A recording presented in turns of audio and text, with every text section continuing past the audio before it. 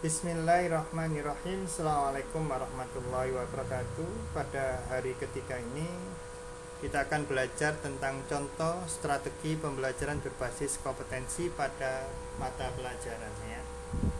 Ketika kita sudah tahu hasil AKM sekolah kita, maka kita tahu level sekolah kita, apakah perlu intervensi, apakah posisi dasar, ataukah posisi cakap, ataukah posisi mahir, kan gitu ya.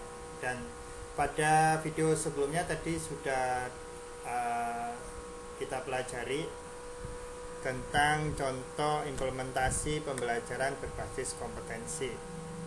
Bagaimana penekanan pembelajaran yang perlu intervensi itu seperti apa ya. Harus lebih banyak diberikan contoh-contoh bagaimana memahami itu, seperti video tutorial semacam itu. Lalu sedangkan yang dasar sudah mampu untuk memahami sesuatu tetapi masih belum bisa menafsirkan atau melakukan tindak lanjut, masih belum mampu. Nah, untuk yang cakap di sini sudah mampu untuk menerapkan di beberapa kasus ya. Nah, untuk yang maka perlu mulai, kalau ketika cakap ini sudah mulai ke personal ya, pembinaannya lebih ke personal. Nah, diberi tantangan-tantangan pengayaan untuk yang cakap. Nah, untuk yang mahir diberi tantangan lebih, yaitu dengan menjadi tutor sebaya. Nah, seperti itu. Pada aktivitas sebelumnya, Bapak Ibu telah memahami bahwa laporan hasil asesmen nasional mengidentifikasikan tingkat kompetensi literasi dan numerasi siswa dalam sebuah satuan pendidikan dalam 4 kategori, yaitu perlu intervensi, dasar, cakap, dan mahir ya. Bagaimana laporan hasil AKM dianalisis untuk menentukan tindak lanjut dan strategi pembelajaran yang lebih berbasis penguasaan kompetensi, bukan berfokus pada konten. Contoh best practice atau praktik baik berikut untuk memberikan gambaran pada Bapak Ibu bagaimana praktik pembelajaran berbasis kompetensi. Selain itu, contoh berikut juga memberikan gambaran bagaimana literasi numerasi terintegrasi dalam pembelajaran. Bereksplorasi dengan koordinat kartesius. Sebuah pengalaman literasi numerasi oleh guru Susan ya. Literasi tidak terbatas pada keterampilan membaca dan menulis, yang cakupannya hanya memberikan batasan pada pembelajaran bahasa saja. Bisakah kemampuan literasi dikembangkan, diterapkan dalam pelajaran non-bahasa seperti matematika? Lalu bagaimana caranya? Oke, Bu Guru Susan, kemampuan literasi dalam matematika disebut sebagai numerasi. Numerasi memiliki proses perkembangan yang sepadan dengan kemampuan literasi, di mana seorang mampu memahami simbol-simbol dan angka untuk memecahkan masalah. Dalam numerasi, keterampilan berpikir analitis dalam menentukan sebab akibat juga dibutuhkan dalam memecahkan masalah yang berkaitan dalam kehidupan nyata, bukan sekedar menjawab soal. Lantas bagaimana contoh praktik baik melatihkan keterampilan numerasi pada matematika? Nah, ini dia.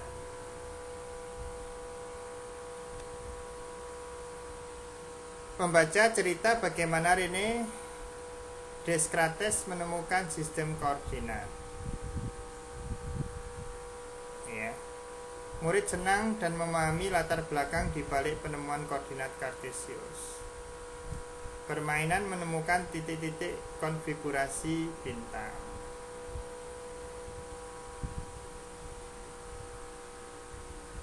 Oke. Selanjutnya, murid diminta mengidentifikasi posisi bintang-bintang dengan menggunakan kombinasi X dan Y. Permainan dilakukan dengan catur manusia. Diskusi memanfaatkan koordinat kartesius dalam kehidupan sehari-hari. Permainan battleship. Murid mengaplikasikan apa yang dipelajari dengan memproyekkan motif ukiran toraja pada sebuah bidang yang lebih luas menggunakan sistem koordinat kartesius. Apa manfaat dari proses pembelajaran tersebut? Saya dapat mengatakan bahwa murid telah berhasil mengembangkan kemampuan literasi dan numerasinya, karena telah mampu menggunakan konsep matematika dengan efektif dan percaya diri, mampu menjelaskan cara berpikir dan mentransfer keterampilan mereka untuk memecahkan masalah dalam kehidupannya.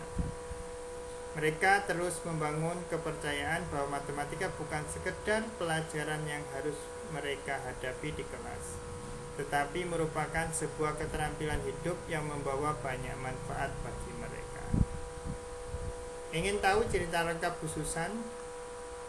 Cerita Guru Susan dimuat dalam surat kabar Guru Belajar 021 Literasi untuk Belajar, tersedia di Google Book pada link berikut. Oke, kita buka.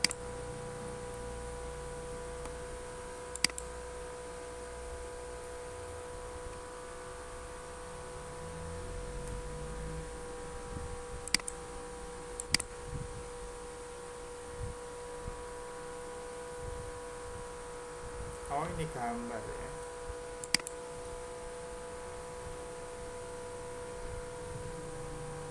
Oh, ini linknya. Modul literasi. Oh, literasi numerasi jenjang SD.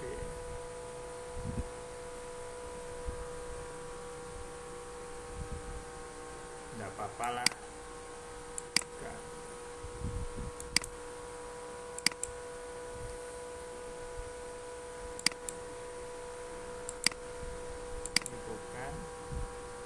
Ternyata linknya bermasalah.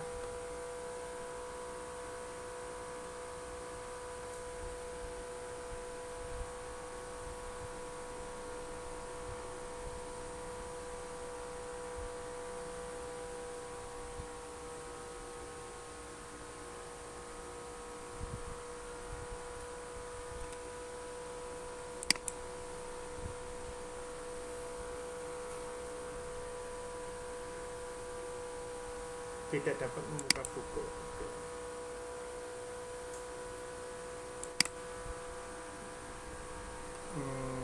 Kita lewati saja ya. Lanjut. Oke.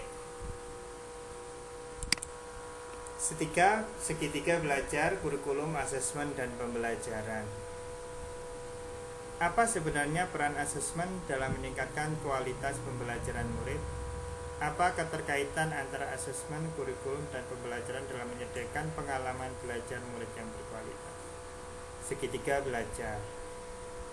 Asesmen kompetensi kepemimpinan sekolah, pengalaman belajar murid, kompetensi guru, kurikulum. Asesmen sering dipersepsikan sebagai upaya menentukan nilai murid.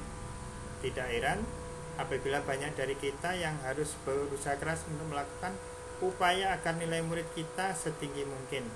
Nilai murid menjadi sasaran kinerja, padahal peran asesmen yang pertama adalah bukanlah menentukan nilai murid. Oh, ternyata asesmen. Peran utama asesmen harus dilihat sebagai bagian dari proses pembelajaran yang utuh. Kerangka yang sering digunakan adalah segitiga belajar yang mengaitkan antara asesmen, kurikulum, dan pembelajaran.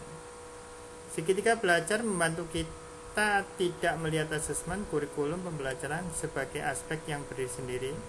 Guru dan pemimpin sekolah dapat melakukan penyelarasan antar tiga aspek menentukan pengalaman belajar murid. Dalam segitiga belajar, maka makna masing-masing segi ada sebagai berikut. Kurikulum adalah seperangkat kompetensi yang wajib dikuasai murid dengan menggunakan cara belajar dan asesmen tertentu. Pengembangan kurikulum selain mengacu pada tantangan dunia nyata, hendaknya mengacu pada hasil asesmen dan refleksi praktek pembelajaran. Pembelajaran serangkaian aktivitas yang dirancang dan dilakukan di ruang kelas berdasarkan kompetensi awal murid yang diketahui dari hasil asesmen, dan untuk mencapai sasaran kompetensi yang ditetapkan dalam kurikulum, Pembelajaran memadukan informasi dari asesmen dengan informasi dari kurikulum, keseimbangan antara perpaduan yang menghasilkan pembelajaran yang optimal. Asesmen adalah proses pengumpulan, menganalisis, dan melaporkan sejumlah informasi terkait pencapaian kondisi murid dan penguasaan suatu kompetensi tertentu. Asesmen diagnostik. Asesmen di awal untuk merancang strategi pembelajaran. Asesmen formatif. Asesmen sepanjang proses pembelajaran untuk melakukan perbaikan dan penyesuaian pembelajaran. Asesmen sumatif. Jadi ternyata asesmen ada 3 ya. Diagnostik.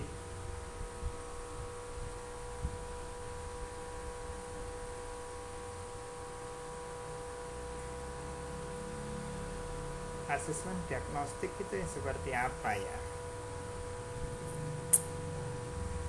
Oke, nanti kita coba tanyakan. Oke, kita tandai sudah selesai. Kita lanjutkan kuis tindak lanjut laporan hasil asesmen nasional. Bapak Ibu guru telah menyelesaikan seluruh aktivitas pada topik laporan rekomendasi hasil asesmen. Kita kuis. Bismillahirrahmanirrahim. Semoga bisa. Pelaporan hasil asesmen. Ini pelaporan hasil asesmen kompetensi dirancang untuk memberikan informasi mengenai tingkat kompetensi siswa pada kompetensi dasar literasi, membaca, numerasi pada satuan. Pelaporan hasil asesmen kompetensi dirancang untuk memberikan informasi tingkat kompetensi siswa pada kompetensi dasar literasi, membaca, dan numerasi pada satuan pendidikan benar. Pembelajaran yang dirancang dengan memperhatikan tingkat kompetensi siswa akan memudahkan siswa menguasai konsep, keterampilan, dan konten yang diharapkan. Pada pembelajaran berbasis kompetensi, siswa diharapkan mampu mendemonstrasikan penguasaan konsep, keterampilan. Benar. Karakteristik utama dari pembelajaran berbasis kompetensi adalah fokus pada capaian hasil akhir berupa nilai. Salah. Tantangan pembelajaran berbasis bagi guru semua mata pelajaran antara lain ada kemampuan untuk mengidentifikasi tahapan kompetensi siswanya terhadap literasi dan numerasi benar. Pembelajaran berbasis konten belajar untuk cakupan materi. Pembelajaran berbasis kompetensi belajar untuk benar. Laporan hasil asesmen AKM dapat menjadi rekomendasi bagi guru-guru dari setiap mata pelajaran untuk memperbaikinya lebih sesuai dengan tingkat kompetensi yang aktual. Benar. Kompetensi diartikan sebagai kemampuan untuk melakukan suatu kinerja dengan baik, misalkan mampu melakukan tugas atau pekerjaan secara efektif. Benar. Kekuatan pembelajaran berbasis kompetensi terletak pada materi yang telah disediakan. Salah. Sebaiknya semua siswa mencapai level mahir dalam waktu yang bersamaan. Sebaiknya itu kalau bisa, sebaiknya ya benar. Coba sih. 9. Ternyata salah satu. Kita klik untuk melanjutkan. Oke, kita lanjutkan sampai refleksi ya.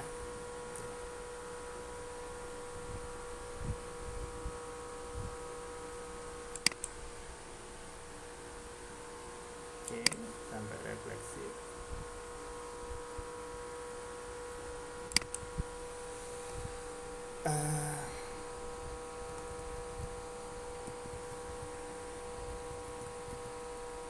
Mempersiapkan pembelajaran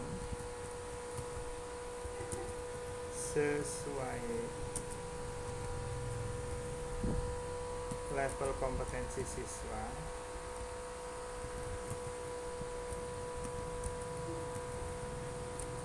bukanlah sesuatu yang mudah.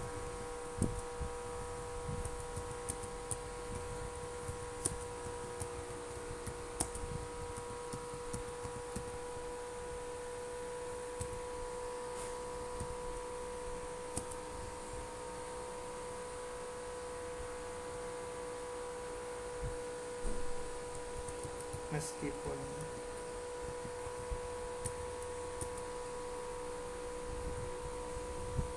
demikian,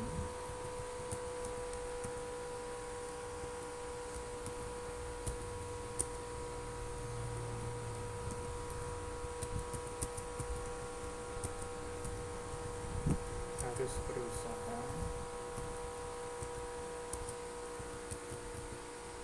untuk mempersiapkannya dengan baik.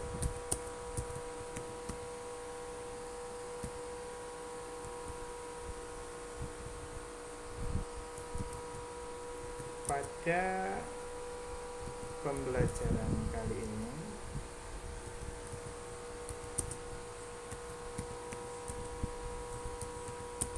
saya mendapat pengetahuan baru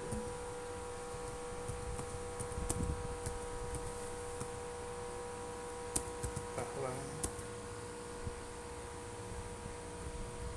asesmen ada 3, yaitu asesmen diagnostik. Ini yang saya belum paham.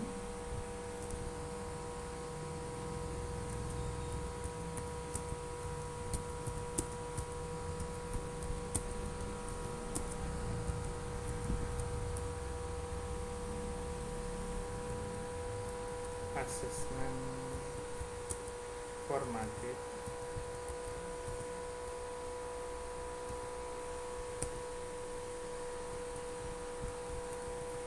asesmen sumatif.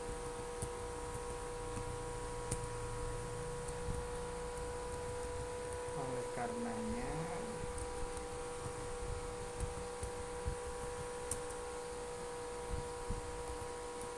mohon dijelaskan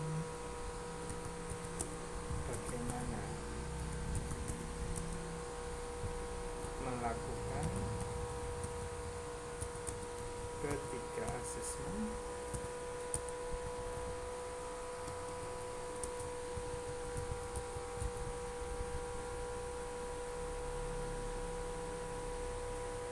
dan tindak lanjutnya.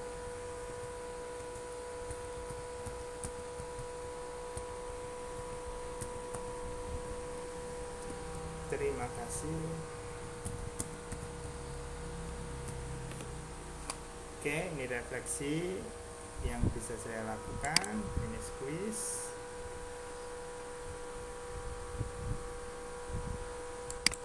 Klik untuk melanjutkan. Kita sudah selesai ya tindak lanjut, dan ini sudah kita lakukan semua, dan ini sudah 100% ya selesai. Oke, kita tandai selesai. Oke, demikian Bapak Ibu untuk seri kedua, yaitu mengenai tentang tindak lanjut. Pada video sebelumnya dibahas untuk komponen 1-4, yang ini adalah komponen